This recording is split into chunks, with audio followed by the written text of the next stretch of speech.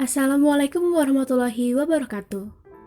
Perkenalkan, kami dari kelompok 4 akan membahas tentang metode perbandingan. Ada saya, Syani Mema Syahrul, Rosi Pratiwi, dan Muhammad Amir Aziz. Tanpa berlama-lama lagi, mari kita masuk ke materi. Saya Rosi Pratiwi akan menjelaskan mengenai bab 4, metode perbandingan. Yang pertama, pendahuluan.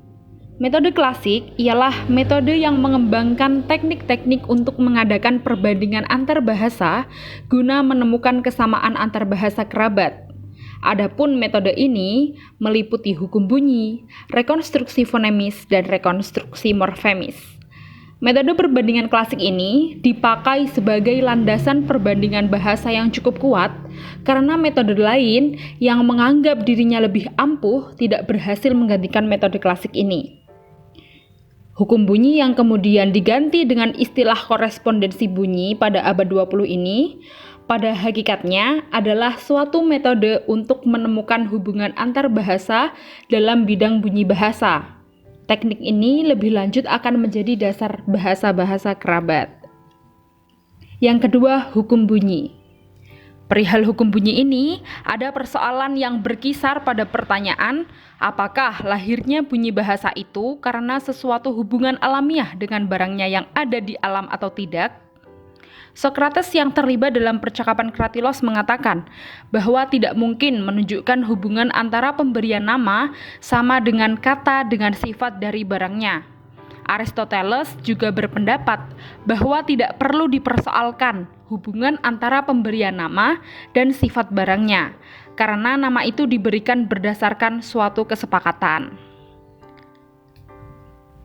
Nah, apabila teori-teori yang menjelaskan proses lahirnya bahasa itu benar, yaitu bahasa timbul dari bunyi-bunyi tertentu yang mengalami perkembangan tertentu pada sekelompok hominid, maka warisan dari kelompok asal tersebut akan diturunkan dan dipantulkan kembali melalui kata-kata kerabat dewasa ini. Dengan menerima asumsi bahwa kelompok-kelompok itu tentunya berkembang dari suatu kelompok kecil pada masa lampau, maka kita dapat menelusuri kembali situasi masa lampau itu dengan bertolak pada kenyataan dewasa ini. Adapun sebuah aliran ilmu bahasa yang terkenal pada masa itu yang menerima berlakunya hukum bunyi secara ketat adalah Junggramatiker. Ahli-ahli Junggramatiker memberi status yang kuat bagi hukum bunyi dan mengatakan bahwa hukum ini berlaku tanpa kecuali karena hukum ini berlangsung secara buta. Hukum itu berlaku dalam batas-batas geografis tertentu.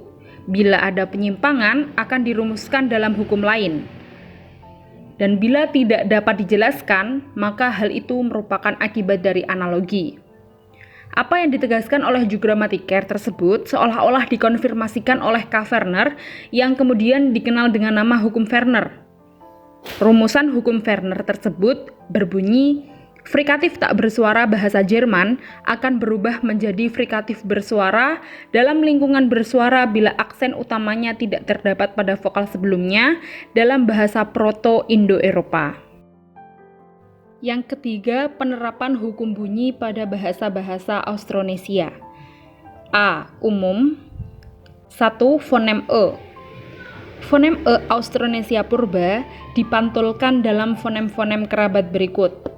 Dalam bahasa Jawa kuno dan Karo tetap menjadi E, dalam bahasa Makassar dan Minangkabau menjadi A, dalam bahasa Dayak menjadi E, dalam bahasa Tagalog menjadi I, dan dalam bahasa Toba dan Bisaya menjadi O.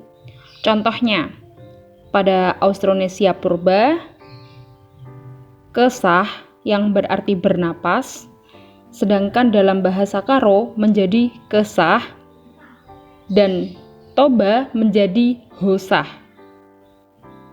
Selanjutnya, kata Karo, kata dari bahasa Karo, betat, yang artinya malas, menjadi botat, yang juga berarti malas dalam bahasa Bisaya. 2. Fonem tril. Dalam bahasa Austronesia purba dikenal dua macam fonem tril, yaitu tril apikal dan tril uvular, yang masing-masing dilambangkan dengan R kecil dan R besar. Tril apikal dan tril uvular dalam bahasa Karo dan banyak bahasa Austronesia yang lain berkonvergensi menjadi satu tril apikal yang dilambangkan dengan R kecil. Dalam beberapa bahasa lainnya, kedua tril itu mengalami perkembangan lebih lanjut. Fonem tril uvular tumbuh menjadi G dalam bahasa Bisaya, menjadi H dalam bahasa Dayak, sedangkan dalam bahasa Jawa kuno mula-mula menjadi H, lalu menghilang menjadi th, yang kemudian menimbulkan sandi pada vokal-vokal yang mula-mula mengapit tril tadi. Selanjutnya nomor 3, fonem ek dan h. Fonem Austronesia purba ek dipantulkan secara linear dalam bahasa Karo, Melayu, dan Gayo. Dalam bahasa Toba berubah menjadi h. Misalnya kata Austronesia purba kesa yang artinya bernapas menjadi kesah dalam bahasa Karo dan menjadi hosa dalam bahasa Toba. Sementara itu fonem Austronesia purba h bertahan dalam bahasa Karo. Dalam bahasa Toba berubah menjadi fonem th. Dalam bahasa Melayu ada yang bertahan, ada yang menghilang. 4. Diftong ui dan ai. Diftong ui dalam bahasa Austronesia purba bertahan dalam bahasa Jawa kuno Formosa, tetapi berubah menjadi i dalam bahasa Karo dan ceh dalam bahasa Lamalera.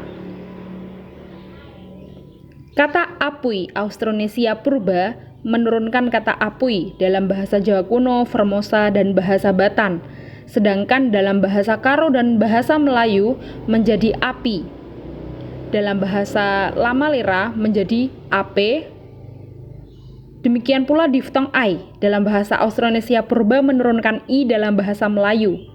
Misalnya pada kata berai menjadi beri dalam bahasa Melayu. Dan pada kata binai menjadi bini, hatai menjadi hati, dan lain-lain. 5. Penghilangan konsonan antarvokal. Seringkali terjadi bahwa konsonan antarvokal, khususnya r, menghilang dalam sebuah bentuk sehingga mengubah wujud kata itu. Penghilangan semacam itu terjadi juga dalam bahasa Bugis pada fonem h antarvokal dan dalam bahasa Malagasy pada fonem s antarvokal. Bahasa Aceh meletakkan tekanan katanya pada suku kata akhir. Tekanan ini sering menyebabkan penghilangan suku kata kedua dari akhir. Misalnya daun diturunkan dari kata daun. Sebagai bagian dari kata majemuk, kata pohon atau kayu sering disingkat menjadi satu suku kata. Misalnya kata kai berarti pohon dalam bahasa Sunda akan menjadi ki kalau menjadi bagian dari kata majemuk kimerak. Bandingkan dengan keh dalam bahasa Melayu kemuning. B. Perubahan fonem pada bahasa Bugis dan Makassar. Beberapa korespondensi khusus antara bahasa-bahasa Austronesia lain dengan bahasa Bugis dapat disebut antara lain: 1. Semua konsonan eksplosif pada akhir kata bahasa-bahasa lain akan berubah menjadi konsonan glotal dalam bahasa Bugis. Misalnya kata apit dari Melayu, gayo sepit akan menjadi pipik dalam bahasa Bugis. 2. Semua konsonan sengau dalam bahasa-bahasa lain akan menjadi eng dalam bahasa Bugis. Misalkan pada kata pohon dari Melayu menjadi pong dalam bahasa Bugis. 3. Begitu pula konsonan pada suku kedua dari akhir yang mengikuti e akan mengalami geminasi. Misalnya kata pedeng. 4. Konsonan l pada akhir kata dalam Bugis berubah menjadi konsonan glotal. 5. Konsonan s pada akhir kata dalam bahasa Bugis akan berubah menjadi konsonan glotal. Tetapi s itu akan kembali kalau mendapat akhiran, misalnya nipi yang artinya tipis. Tetapi karena akhiran i, konsonan s akan kembali menjadi nipisi. Selanjutnya C. Bahasa Malagasy. Terdapat beberapa peraturan, di antaranya 1. Bila dalam bahasa Austronesia lainnya terdapat konsonan H, maka dalam bahasa Malagasy konsonan itu hilang. 2. Bunyi nasal pada akhir kata pada bahasa lain akan menjadi na dalam bahasa Malagasy. 3. bunyi L yang didahului oleh vokal I dalam bahasa Austronesia lainnya akan menjadi deh dalam bahasa Malagasy. 4. Konsonan teh, konsonan et akhir pada bahasa Austronesia purba atau lainnya akan menjadi tra dalam bahasa Malagasy. 5. Fonem j yang mengikuti bunyi nasal dalam bahasa Austronesia purba menjadi deh. 6. Bunyi ek pada akhir kata menjadi k dalam bahasa Malagasy. 7. Konsonan ep Austronesia purba menjadi f kecuali kalau ep mengikuti nasal. Selanjutnya, kritik atas hukum bunyi.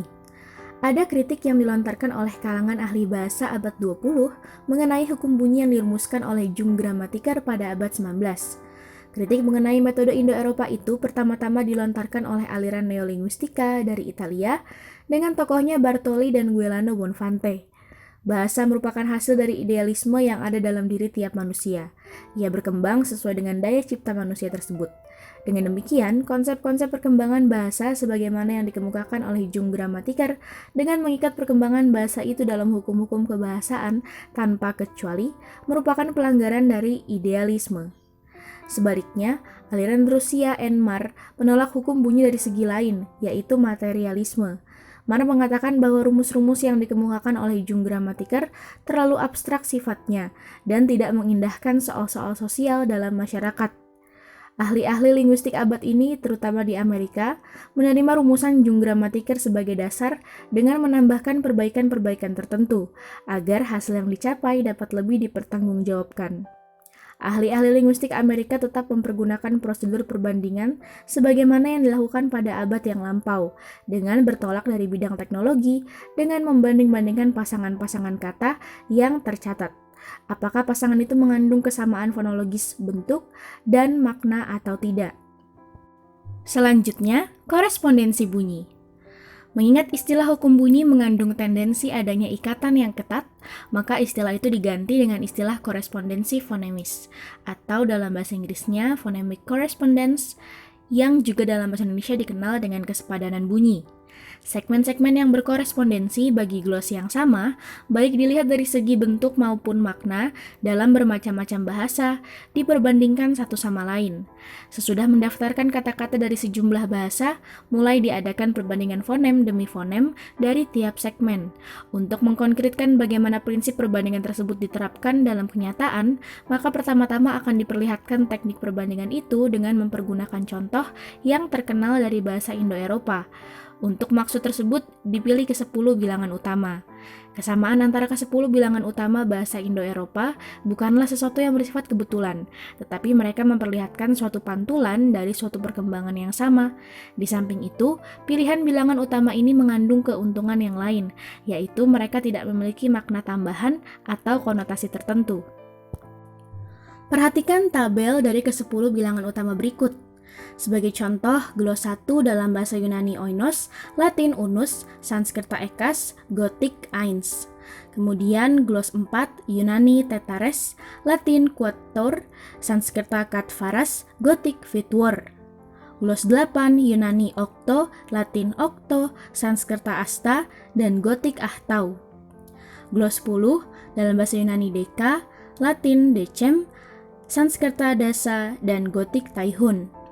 Perhatikan pula ke-10 bilangan utama tersebut dalam bahasa-bahasa berikut.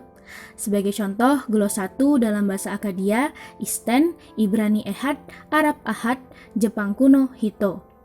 Gloss 4 dalam bahasa Akkadia, Erbet, Ibrani Arba'a, Arab Arbaat, Jepang kuno, Yo.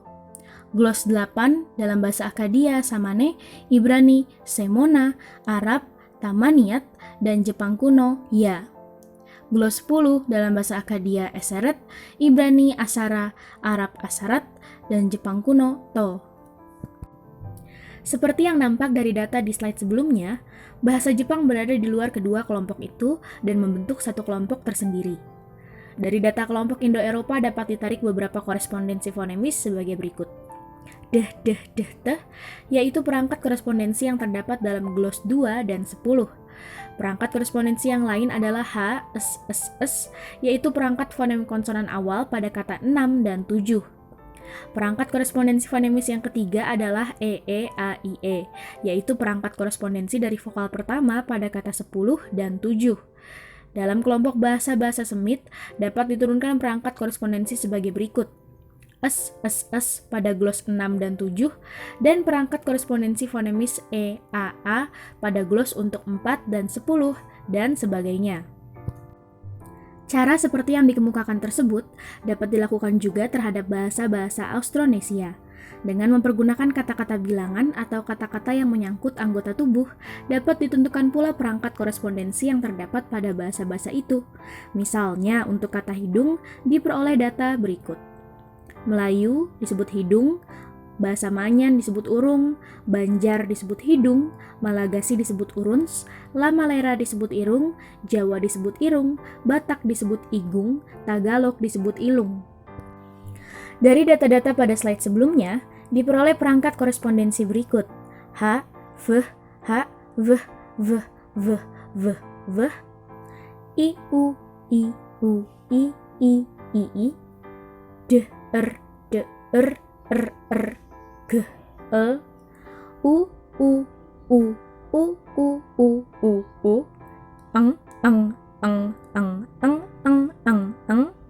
V, V, V, V, V, V, V. Semakin banyak data yang diperbandingkan, maka semakin banyak pula kemungkinan untuk memperoleh perangkat korespondensi fonemisnya.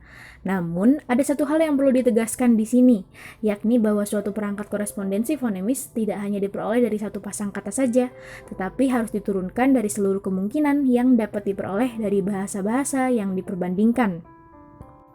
Sepasang kata baru memberi indikasi adanya korespondensi tersebut, sebab secara potensial kita masih memberi kemungkinan pada faktor kebetulan. Walaupun faktor kebetulan pada sejumlah bahasa dengan distribusi geografis yang luas sulit untuk diterima. Pembentukan korespondensi fonemis. Bila uraian di atas dalam 5 butir diterima hanya sebagai suatu prosedur pencalonan atau sebagai suatu indikator mengenai kemungkinan adanya korespondensi fonemis antara sejumlah bahasa, maka perlu adanya persyaratan lain yang harus dipenuhi untuk menyusun atau menetapkan suatu perangkat korespondensi bunyi yang absah. Prosedur yang dimaksud adalah rekurensi fonemis, kookurensi, dan analogi. Rekurensi fonemis adalah prosedur untuk menemukan perangkat bunyi yang muncul secara berulang-ulang dalam sejumlah pasangkata yang lain. Contohnya pada tabel berikut. Orang dalam bahasa Inggris disebut man, dalam Jerman man, Belanda man, Denmark man, Swedia man, dan seterusnya.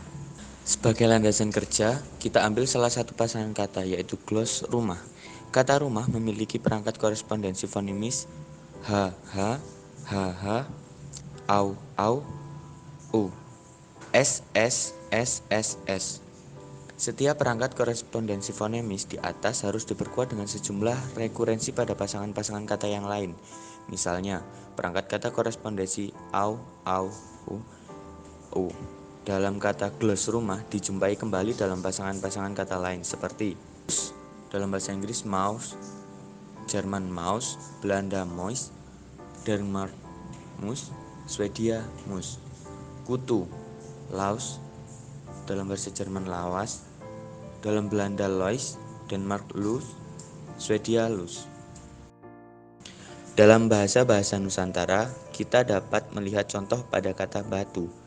Dalam bahasa Melayu, batu, bahasa Jawa, watu, bahasa Batak, batu, bahasa Lamalera, fato.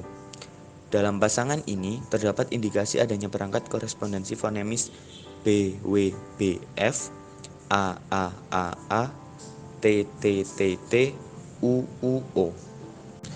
Kita dapat menemukan kembali perangkat korespondensi fonemis antara B, W, B, F dalam kata-kata babi, dalam bahasa Melayu babi, dalam bahasa Jawa wawi, dalam bahasa Karo babi, dalam bahasa Lamalera fave. Bulan, dalam bahasa Melayu bulan, bahasa Jawa wulan, bahasa Karo bulan, bahasa Lamalera fula. Bulu, dalam bahasa Melayu buluh, dalam bahasa Jawa wulu, dalam bahasa Karo buluh, dalam bahasa Lamalera fulo. Selanjutnya, kookurensi. Kookurensi merupakan gejala-gejala tambahan yang terjadi sedemikian rupa pada kata-kata kerabat yang mirip bentuk dan maknanya, sehingga dapat mengaburkan baik kemirikan bentuk maknanya maupun korespondensi fonemisnya dengan kata-kata lain dalam bahasa kerabat lainnya. Dalam pasangan kata bahasa Melayu, Jawa, Karo, dan Lamalera dapat ditambahkan kata baru. Dalam bahasa Melayu baru, bahasa Jawa weru, bahasa Karo baru, bahasa Lamalera fu. Melihat bentuk fu yang identik dengan bentuk fu yang berarti busur, agaknya ada kecenderungan untuk menyingkirkan bentuk itu sebagai bentuk kerabat, sehingga tidak perlu pula dimasukkan F dalam perangkat korespondensi BWBF. Tetapi dengan memperhatikan gejala-gejala sejenis yang dapat dalam bahasa itu bahkan dalam bahasa-bahasa Nusantara yang lain, maka F dalam kata fu baru tetap merupakan anggota korespondensi tadi, karena fu adalah kata kerabat dengan kata baru. Kata fu agaknya telah mengalami kontraksi dalam bentuk baru, waru, weru, wehu, weu, fu. Mula-mula fonem R menjadi H, kemudian H menghilang dari bentuk itu, dan akhirnya kedua vokal yang tadinya menghapit H mengalami proses sandi dan dalam menjadi U. Yang selanjutnya adalah analogi. Suatu proses pembentukan kata mengikuti contoh yang sudah ada. Analogi dapat muncul dalam suatu situasi peralihan dalam hubungan dengan bahasa non-kerabat. Pola perubahan dalam antara bahasa kerabat itu dapat dipakai sebagai dasar untuk mengubah bentuk-bentuk dari bahasa non-kerabat sehingga dapat diterima dalam bahasa sendiri. Kata berniaga, berjuang dalam bahasa Indonesia mengandung unsur prefiks ber yang diperlakukan sebagai prefiks sesungguhnya seperti terdapat dalam kata-kata berjalan, bekerja, berdiri, dan sebagainya. Padahal prefix ber dalam kata berniaga dan berjuang terjadi karena analogi, sehingga tidak dapat dipakai dalam contoh untuk menunjukkan adanya korespondensi antar berbagai bahasa kerabat.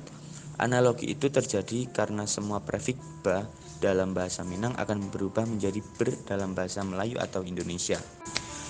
Yang terakhir, kesimpulan. Teknik penetapan korespondensi fonemis antara bahasa-bahasa kerabat yang mulai dikembangkan oleh ahli-ahli tata bahasa abad 19 dengan nama hukum bunyi atau Lautgesetz pada prinsipnya masih dapat diterima. Sebagai suatu metode perbandingan, korespondensi fonemis tidak berdiri sendiri, tetapi mempunyai pertalian dengan korespondensi antara kata-kata yang dianggap seasal.